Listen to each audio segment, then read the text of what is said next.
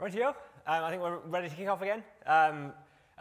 So I'm going to be talking about configuration management for development environments, sort of focusing a lot of the tools that people have been using to sort of build up these huge big clusters on local environments for hopefully good reasons. So a little bit about myself. I'm Gareth Rushgrove. I'm from the UK. If you think I've got a strange accent, that's probably why. I work for the UK government. I work for a department called Government Digital Services. We're building a lot of the sort of website infrastructure side of things for the UK government. I have a blog. I also curate the DevOps Weekly email newsletter, so if people are on that, thank you for signing up. As a quick sort of, and that's me, I'm predominantly a developer. I have at different times done sort of operational side of things and sysadmin side of things, but I'm definitely more of a developer than an ops guy. I'm always interested to see who's in the audience. So, like, who would put their hands up and say that they're a developer in the room? Sort of blinded by the light, but a few people. And who would put themselves more on the sort of operations and systems administration side? So the majority, which is probably what you'd expect at Puppet Labs conference. But it's good to see that there's at least some of a gap. I'm going to start by talking about what I hope are sort of problems that I think sort of certainly I've experienced, I've seen in a number of different organizations I've worked in. Hopefully, at least some of them are familiar to you. One I'd say is not all developers want to be sysadmins. The idea of sort of behind DevOps, a lot of the sort of conversations going, there's a lot of tools that are obviously aimed at people who are happy being on either side of that fence, whether you're used to writing code but not used to managing infrastructure, or you're used to managing infrastructure and now suddenly you're writing code. But not all developers want to go anywhere near that. I thought the audience might be sort of more systems administration, and I'd say not all sysadmins want devs to be sysadmins either. Some of them would make really bad sysadmins. If you let them sort of, what's nothing wrong with not thinking about how something's going to work. Another sort of common problem, I think, is adding new members to a team. Getting people started quickly. Examples from the past talk about sort of people committing code in an interview or pushing to production on their first day is all well and good, but how many people have worked at companies where even getting the code running on your personal machine, your local machine, takes longer than a day. I certainly have in the past. And just getting people up to speed quickly, I think is definitely sort of, it can be a problem in a sort of high growth environment.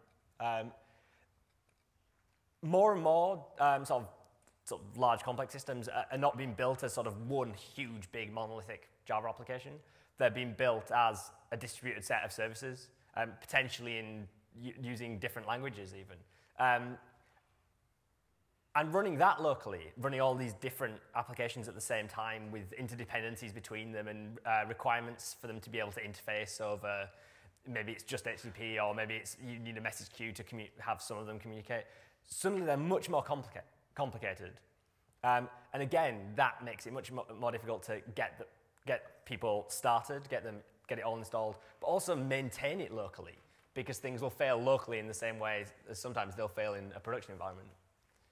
And everyone's favorite is sort of like works on my machine syndrome.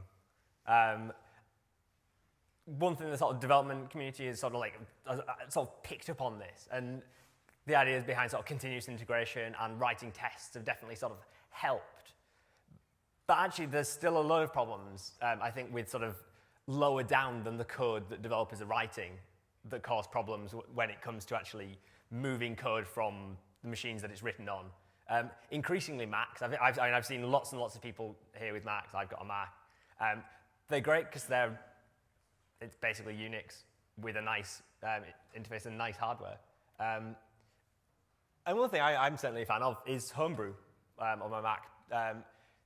Installing things, nice command line interface, pulling packages down, it's great. But a few weeks ago, brewing for MySQL, see what version of MySQL I'm going to get, would be 5.5.14. but I'm generally on Ubuntu for a lot of things, and actually the version you'd get there would be 5.1.41. And so I had a look into sort of some of the details. That's 23 releases apart, and 21 months apart. When I originally sort of put this together, I was going to sort of like print out the change logs. There were so many of them that I gave up.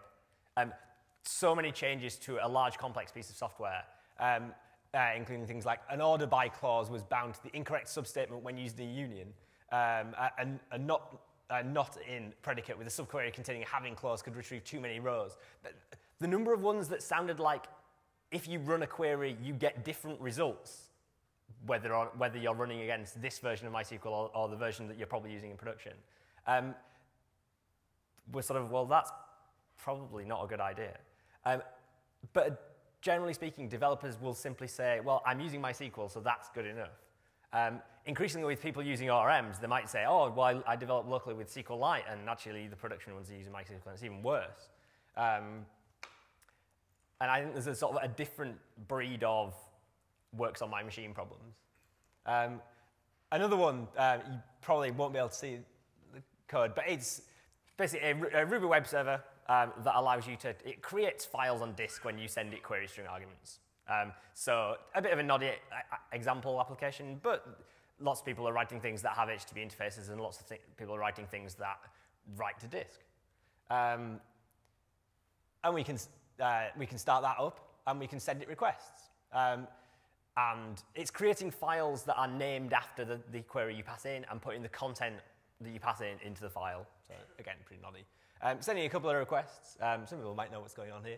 On our Mac, we list it, and we get one file called with the capital letter. And inside that, we've got the lowercase letter, which probably isn't what most people who don't know what the problem is would expect. And if we try it on Linux, we get two files, one with an uppercase letter, one with a lowercase letter, with the relevant things in. And the reason is basically that Mac, for the most part, the HFS file system is case insensitive.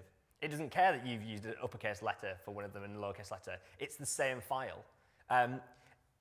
It's a contrived example, but actually, I found out about this because of a bug in some code at a company I was working for that was a nightmare to debug. It was a nightmare to find. It was a nightmare to just pin down to try and recreate until it was like, someone said, it's this. And at which point, you know the problem and it goes away. There's lots of examples like that that are just, that you can avoid. You don't need to know all this stuff to get around. Because I think there are solutions to a lot of these problems. And in particular, I'm a massive fan of basically just local virtualization.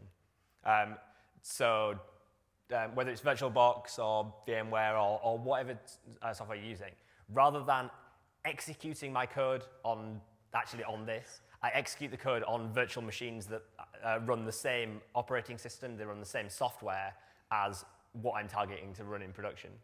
There's normally a few sort of arguments against doing that from people that I've come across when they say, oh, isn't that difficult, isn't that hard? One of them is, isn't it slow? Often it comes from sort of developers whose experience with virtualization has been running an entire Windows operating system in order to test against an obscure version of Internet Explorer.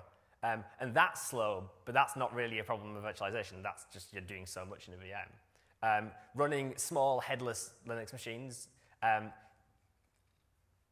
actually, unless you're doing something incredibly processor intensive, you're not going to make a huge difference. The other thing is that people have said that to me, and I've said, oh, have you got as much RAM in your machine as you can physically fit in the machine? And they've said no. And again, it needs powerful hardware, but generally speaking, developers are walking around with ridiculously powerful laptops increasingly. Another sort of often sort of a question or argument is, well, what about editing the code? How do you actually I'm used to just using TextMate and there's file on the machine and it changes and I re-execute my code. There's lots of ways of doing it. The virtualization management software tends to have a concept of shared folders somewhere in it. or you can just fall back and use NFS shares. In fact, some people have done some tests, and basically the NFS shares tend to be much faster and a bit more stable than both the VMware and the VirtualBox sort of inbuilt shared folder support. There's other tools like Double Down, which from Richard Crowley, who's written a tool. It's pretty much rsync behind the scenes, and in the front it's actually just a daemon process where you tell it two places that you want to keep in sync, and it will do that behind the scenes as you change files, which is quite nice. Or to be honest, I just use Vim. So I'm just, generally speaking, running Vim on the virtual machine, and I don't have to worry too much about sharing. But it does work really well. I think the other sort of problem, if you like, at least has been a problem for quite a while, is really the interface to managing that virtual machine, to managing that virtual environment. For a long time, it's been very much about sort of GUI applications, clicking buttons. Certainly, VirtualBox does have a sort of command line set of applications. They generally involve actually passing strings of XML to get them to do anything. They're not fun places to be. They're certainly not easy to sort of automate in any way. But one of the sort of, well, crux of my talk is around a relatively new but increasing sort of well-known tool called Vagrant, which is an open source Ruby tool that provides basically a really nice, I've not written it, but I'd certainly like to think that it was sort of well thought out, well designed command line interface to managing that sort of virtual machine, along with a sort of a configuration language that allows you to sort of specify and then share with other people what you can do with it.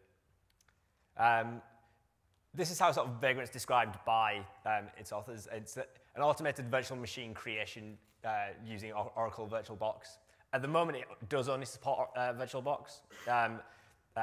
The likelihood is after the the 1.0 release, work will be done to basically support other virtualization backends. Some of the sort of underpinning work's been done, but requiring sort of more people to hack on. It provides hooks for automatic provisioning using both Chef and Puppet. They're just virtual machines. There's nothing special about them. So you have SSH access to them.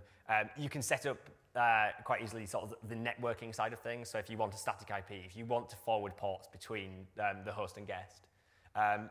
Shared folders, again, actually setting those up, my experience with setting them up in VirtualBox and VMware previously was very much a sort of fraught with pain and suffering. The command line interface and the sort of declarative configuration make it a one-liner for most of the things you want to do. You can also package Vagrant boxes up, both in terms of the configuration and the actual boxes, and share them amongst your team. So if you've got someone who is happy sort of setting these things up, and you've got people who actually could benefit from using them, it's very easy to sort of share them amongst a team of people. And I like sort of with a sort of a cloud environment, like with EC2 or with Rackspace Cloud, it's not only easy to bring machines up, it's easier to throw them away. And actually, for both of those two sort of use cases, being able to throw things away is very liberating. It's probably that changes how I've worked more than just the ability to spin things up. Whenever I see something, maybe a new technology or a new language or a new tool that I'd quite like to play around with, I now just reach for a Vagrant VirtualBox, fire a new one up, have a play with it, and potentially just throw that away. I don't have to go through a sort of, oh, well, do I have to put it with this and maybe they'll interact? I can just completely sandbox it into a completely separate virtual machine that I know I can throw away to save disk when I want to do. The starting point with sort of using Vagrant is what are called base boxes. Base boxes are really just a virtual, basically a VirtualBox disk image. Generally speaking, with a sort of vanilla operating system install on there, along with the VirtualBox guest editions, which are actually just sort of VirtualBox tools that allow the VirtualBox sort of to communicate and control that machine. You can create base boxes yourselves, or you can sort of download them. Some of them are just literally the base operating system. Some of them are, you could build a base box specific to either your in-house software or a Ruby on Rails sort of development base box if you choose. I tend to just use sort of vanilla operating system ones and then configure them from there. VWE is a tool, basically a plugin for Vagrant that makes this sort of creating your own base boxes incredibly easy. It comes with basically templates, which pretty much document all the steps required to take an ISO to a base box. You can just pretty much just install VWE and dump a template file that you can then change if you want to do. But if you want the latest version of Ubuntu or the latest version of Debian or a specific version of CentOS, there'll be a template in there for you. Slightly quicker but less flexible is another website. It's basically a sort of community project where we're hosting links to lots of base boxes that people maintain. So Opscode have a few, Puppet have a few that they've created specifically with specific versions of software on. Other ones are just sort of someone's rolled a Red Hat Linux box and someone's rolled a Ubuntu box. If you don't want to roll your own, it's a quick way of getting started that you can just download them straight from the internet. So what does Vagrant look like? Installing it, it's a Ruby gem for good and ill. It does mean that actually lots of developers will find it relatively easy to install. Gems might not be to everyone's sort of preference. First up, you need to add a box. You can do this either with a sort of a local file, or you can point at a URL and it will download it. Obviously, you're generally talking sort of a few hundred meg, so depending on what connection you're on, that might be a while. You can add that box and give it a specific name. Vagrant init just simply creates a Vagrant file, just a configuration file specific to that instance that you're going to bring up. And then Vagrant up is the command that basically will boot that machine.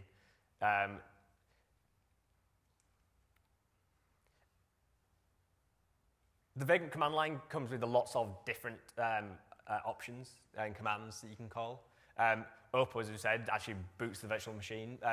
SSH is a quick way of just simply jumping into a proper SSH session into that machine. Reload, and there's a provision command now as well. Provision will rerun any sort of Puppet or Chef manifests that you've got sort of configuring that machine. Reload will completely reboot the machine and bring it back up. Halt can stop it, destroy throws it away. You're probably sort of getting the idea. You can call Vagrant SSH to SSH into a machine, but that requires you to be in the folder where the Vagrant file is. If you want to just SSH into it from anywhere, you can dump the full SSH config very easily from the command line, then send it to your SSH folder, giving it a name of whatever you want it to be, and then just SSH into that name. The keys are basically stored as part of the gem, so that once you've got it installed, you have them on the disk. And the base boxes all come with the same key. The actual sort of Vagrant file is it's actually just Ruby code, but it's written in quite a sort of declarative way. So in a similar way to the sort of Puppet, you can treat it as programming, or you can treat it as configuration, depending on your sort of whim. The simplest config file would be something like this, where literally we're just saying use this box. Port forwarding, mentioned as one of the features. Again, most things come down to, if you want to do something, it's a one-liner to tell it to do so. So we can forward ports. We can give them useful names that are simply for sort of reference, but forwarding ports from host to guest. Shared folders, mentioned in particular, is incredibly painful to sort of, my experience of configuring them with either with the GUI or with the command line applications. Again, breaks down to a nice simple one-liner. You can also, if you prefer to use the NFS shares, pass basically NFS true to them. One particularly sort of useful feature is within one file, you can describe a system of multiple virtual machines. So if you're doing something where locally you do want a separate database server and a separate web server. Or if you've got separate services that you want to bring up and actually have the network connection between them, maybe you're testing firewall rules locally, you can describe multiple virtual machines in one Vagrant file, and Vagrant Up will bring up both of them. They'll be on the same network, so they can talk to each other. So you can actually have as many virtual machines as you want, as your machine could allow you to boot. I've seen examples with people with 10 virtual machines in there, but certainly my machine would die if I started that one up.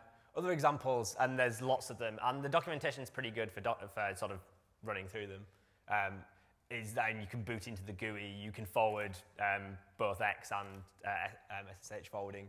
You can configure host-only networking, so you can set up specific virtual machines with specific IPs, so then you know what they are, rather than necessarily having to use the port forwarding capabilities. And you can set things to do with the actual virtual machine itself. So if you want to give a virtual machine extra memory, or if you want to give it access to multiple processors, the defaults will tend to be sort of one processor and 256 meg of RAM. If you want more than that, you can easily pass in the arguments. Which brings us to the actual sort of, you can now summon machines, but those machines will probably be pretty blank. Now you want to get your code onto them, or set up them for you to get your code onto them. Obviously, we're at a Puppet conference, so I'll start with Puppet examples. Vagrant provides basically really simple provisioning hooks. So most of the base boxes will have either Puppet or Chef, or sometimes both installed on them. You can specify basically your manifest's path and the actual file to start with.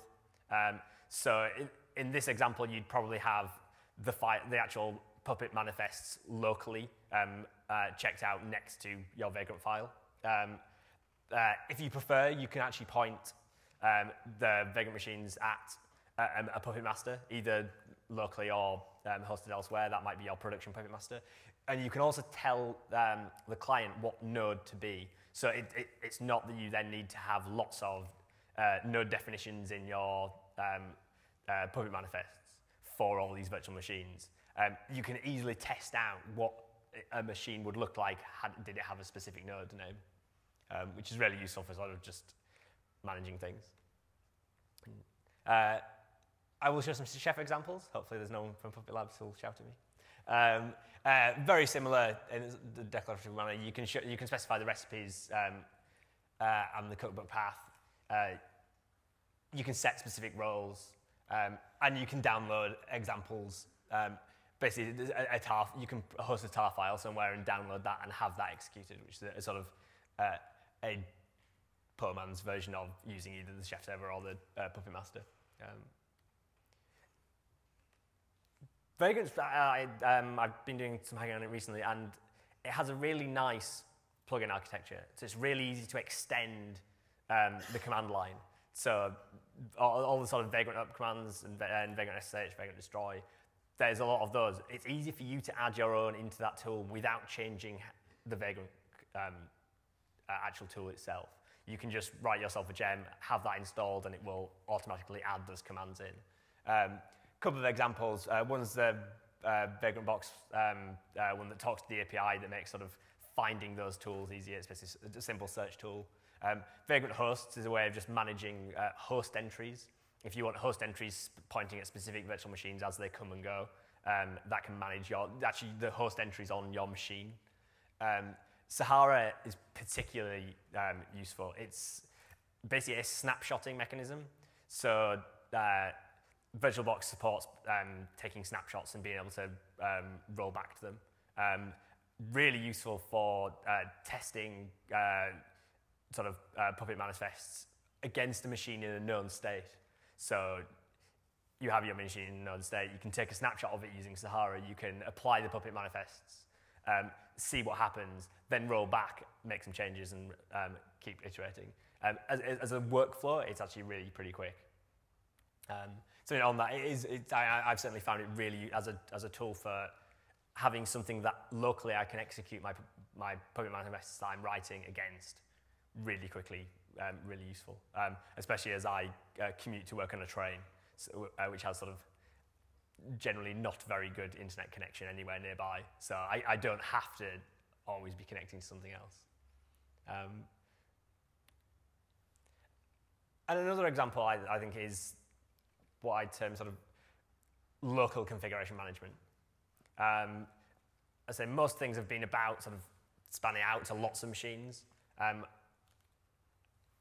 think lots of the same problems apply to actually your laptop, your development machine, and to the virtual machines that I'm increasingly just using for all my development work. And I want my development environment on all those local VMs. But I don't want a wiki page of instructions that will take me ages to go through. I don't want to have to manually install anything because I'll forget something, or I'll end up with a different version of something, or I'll simply get annoyed because it's taking too long every time. You lose the flexibility of spooling things up very quickly and throwing them away just as quickly. The moment you start caring about the virtual machine because you've tweaked and toned it, probably means that you're now manually managing something. There's something you've done you'll forget. The next time you do it, you'll do it differently. All the benefits of configuration management. But as I said, basically pointing at local virtual machines and even just your entire stack. And as I say, I don't want to care about destroying things. So very quick sort of Puppet example, really, of doing that. I'd have a Vagrant file. I'd have modules. I have basically a Git repo with a lot of modules that I can check out alongside that. And I just have basically a personal module that I use to install various bits and pieces. So I've got a lot of packages that I like. Most people here are probably familiar with Puppet, so actually going into the details isn't really relevant.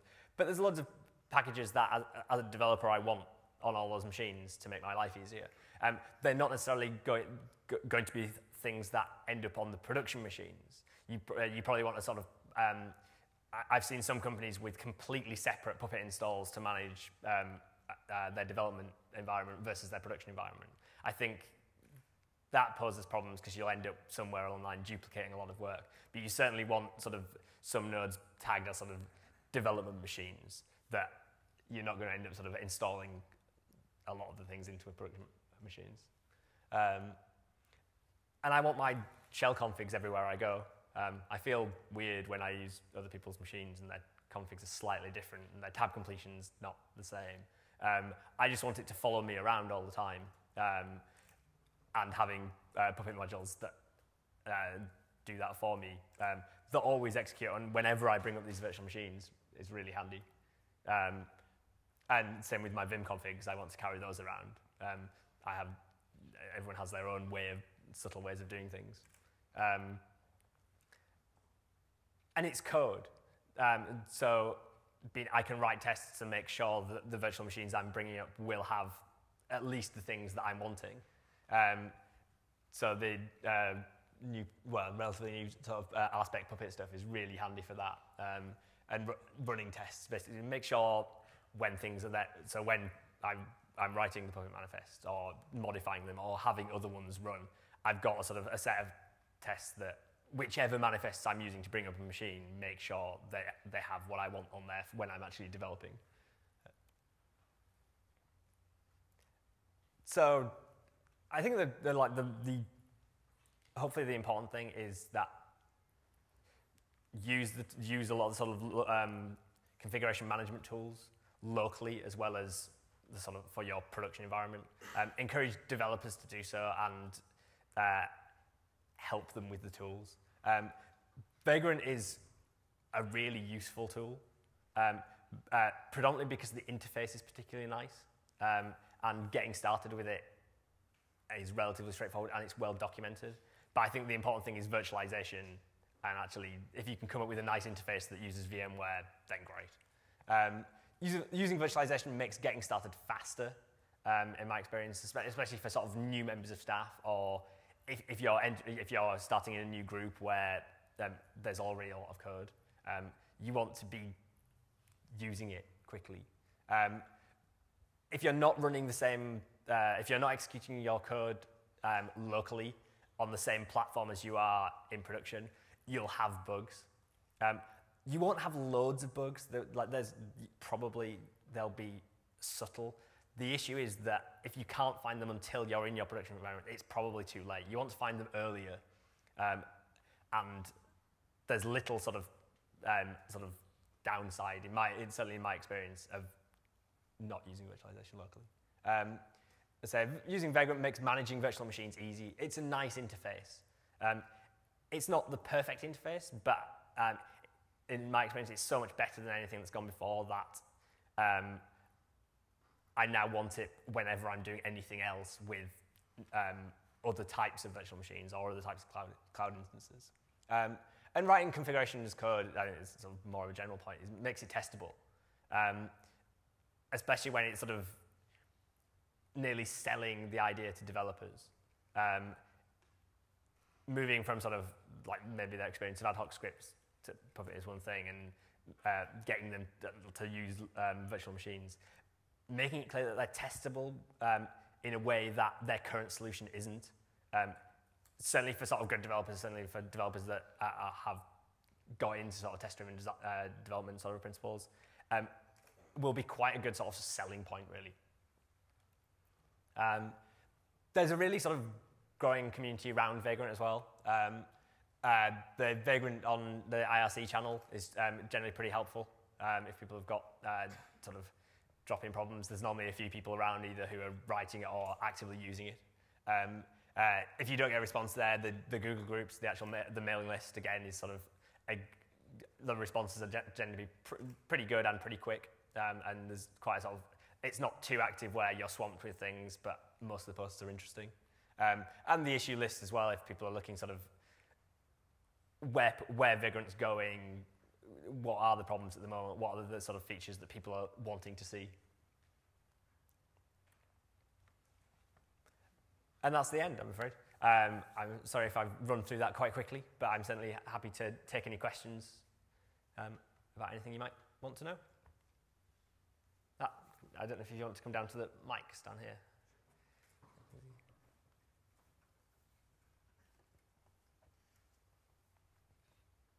So I've recently been doing some development on Vagrant plugin myself, actually, for actually injecting fresh copies of Puppet and Factor inside a new environment so you can develop on Puppet itself. However, I found that the documentation for development is a little bit lacking. So how would you approach that, coming from a fairly new person to developing on Vagrant? The development documentation, I'd agree, there's not much of. I think mainly because there's not been that many people outside the creators have actually written things on it. When I wrote a sort of relatively simple plugin, I basically went to the source code. I think part of that's a Ruby community thing. I've found I don't think I can think of many Ruby projects where the answer to how do I get into developing it isn't go to the source code. And the best thing to do is probably jump on IRC, ask lots of questions, find people who are happy to sort of pair or code review. Certainly if it's interesting, there'll probably be someone definitely up for it. What was the plugin called, so people know? I don't think I've published it anywhere. It's going to be Jiminy, though. It's probably going to be injected right before the provisioning process so that you can actually test a fresh copy of Puppet and see what's going to happen with fresh manifests. So we'll see how it goes. Sounds good. Any other questions?